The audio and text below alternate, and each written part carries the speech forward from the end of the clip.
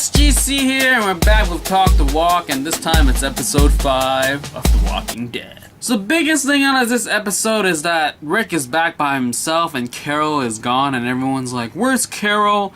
And I guess it's okay to see them like this. How they react is that he just tells them and they calmly go like, oh, I understand, sort of thing. And then there's a lot of Hershel action, so it's kind of cool to see Hershel action here. But there's a lot of like, stuff that happens. Like, sure, it's crazy action with zombie attacks, but it just doesn't make sense, like how Hershel didn't die, but all these other random people died. But then I guess it's just Hershel can't die. And also, props for them for finally having a dude not being able to pull a headshot.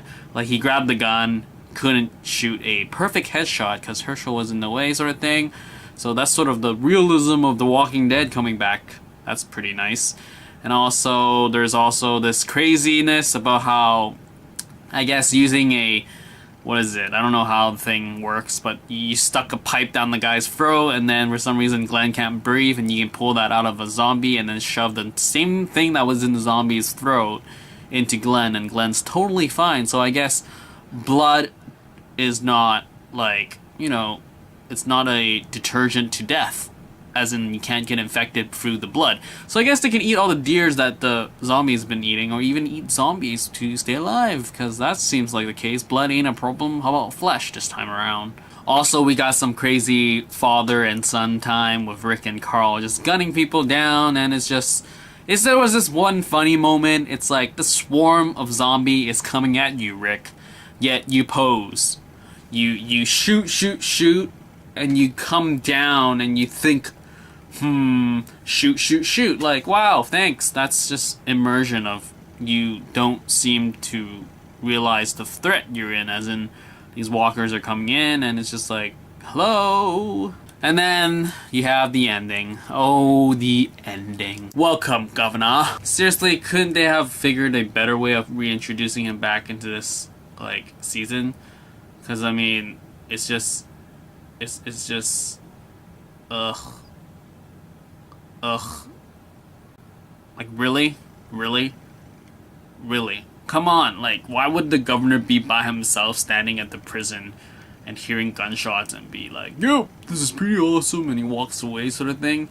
Like, I'd rather have that as a whole, like, you know, reveal back in episode 6, rather than, hey, here's a crap-ass cliffhanger. But, well, this is The Walking Dead. It doesn't surprise anybody. So I guess with that, the governor's back in the play, and I wonder how they're gonna, like, run with him now. Because, I mean, him and his posse's all gone because he killed all of them, which totally did not make sense back last season.